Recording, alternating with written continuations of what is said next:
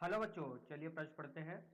नेत्र लेंस का स्पष्ट प्रतिबिंब बनता है। चार विकल्प दिए गए हैं बच्चों। पहला विकल्प है कार्निया पर, दूसरा विकल्प है पुतली पर, तीसरा विकल्प है आइरिस पर, चौथा विकल्प है रेटिना पर। आइए बच्चों प्रश्न के लिए मुख्य उदाहरण की चर्चा करते हैं।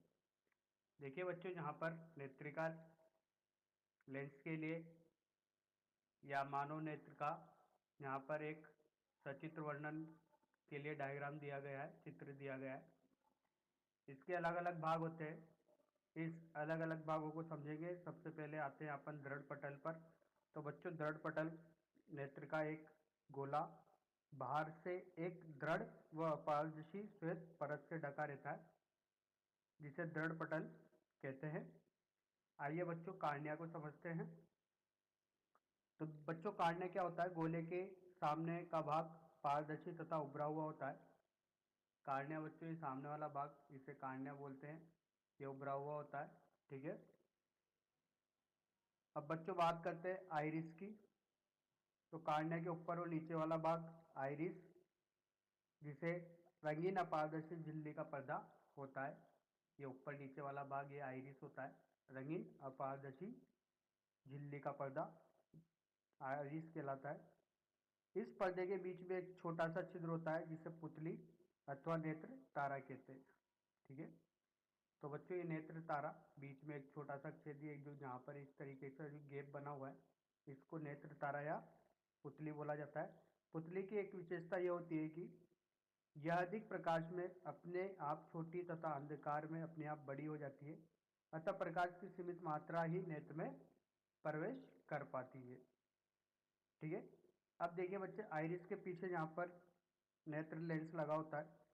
इस लेंस के पीछे की वक्रता त्रिज्या छोटी तथा अगले भाग की बड़ी होती है। देखिए यहाँ पर अगर वक्रता त्रिज्या पीछे की छोटी और अगले की बड़ी होती है। यह कई परतों से मिलकर बना होता है, जिसके अपवर्तनांक बाहर से भीतर की ओर बढ़ते जाते हैं तथा माध्य अपवर्तनांक लगभग 1.44 होता है। लेंस अपने स्थान पर मांसपेशियों के बीच टिका रहता है तथा इसमें अपनी फोकस दूरी को बदलने की क्षमता होती है। तो बच्चों, इस प्रकार ये लेंस का कार्य होता है। अब बात करें बच्चों जलीय द्रव की। तो कार्निया और नेत्र लेंस के बीच एक नमकीन पारदर्शी द्रव भरा होता है, जिसे जलीय द्रव बोलते हैं। तो बच्चों, ये रहा यहाँ पर जलीय द्रव। ये इस तरह का जो यहाँ पर ये बिंदु के आधार पर ये नमकीन पारदर्शी द्रव भरा रहता है।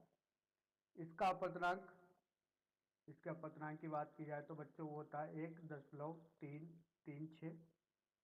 नेत्र लेंस के पीछे एक अन्य पारदर्शी द्रव होता है, जिसे कांच द्रव बोलते हैं। ये इसका अपवर्तनांक भी 1.66 होता है।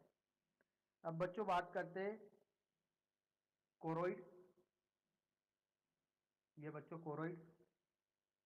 तो दृढ़ पटल के नीचे काले रंग की एक झिल्ली होती है, जिसे कोरोइड कहते हैं। यह प्रकाश को शोषित करके प्रकाश के आंतरिक परावर्तन को रोकता है। इस झिल्ली के नीचे नेत्र के सबसे भीतर एक पारदर्शी झिल्ली होती है, जिसे रेटिना, अंदर वाली जो ये पारदर्शी झिल्ली, जिसे रेटिना कहते हैं। यहाँ से प्रकाश का प्रतिबिंब, जो किरण आती है यहाँ से और लेंस से होकर गिरती है, उसका प्रतिबिंब कहाँ पर बनता है? रेटिना पर बनता है। यह प्रकाश शिराओं की एक फिल्म होती है। ये शिराएं वस्तुओं के प्रतिबिंब के रूप, रंग और आकार का ज्ञान मस्तिष्क तक पहुंचाती है। तो बच्चों, यही अपना रेटिना होता है, जिस पर अपन का प्रतिबिंब बनता है। जो यहाँ से किरण आती है, लेंस से होकर गुजरती है, प्रतिबिंब का बनता है, रेटिना पर बनता है। तो बच्चों, यहाँ पर अपन ने अलग अलग भागों को समझा। मानव नेत्र के भागों को समझा। आइए बच्चों, इस मुख्य उदाहरण के आधार पर प्रश्न को हल करते हैं। बोला गया है नेत्र लेंस का स्पष्ट प्रतिबिंब कब बनता है?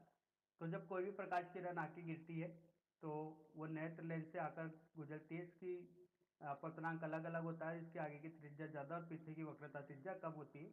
तो जब यहाँ से प्रकाश का अपवर्तन होता है, तो उसका प्रतिबिंब बनता है बच्चों रेटिना पर, जो कि उल्टा होता है।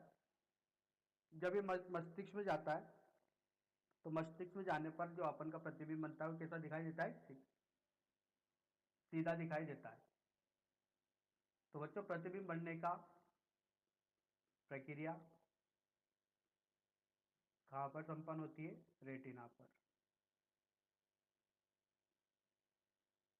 तो आइए बच्चों, सही विकल्प का चयन करते हैं। द सही विकल्प है। आशा करता हूँ आपको यह समझ में आया होगा। धन्यवाद।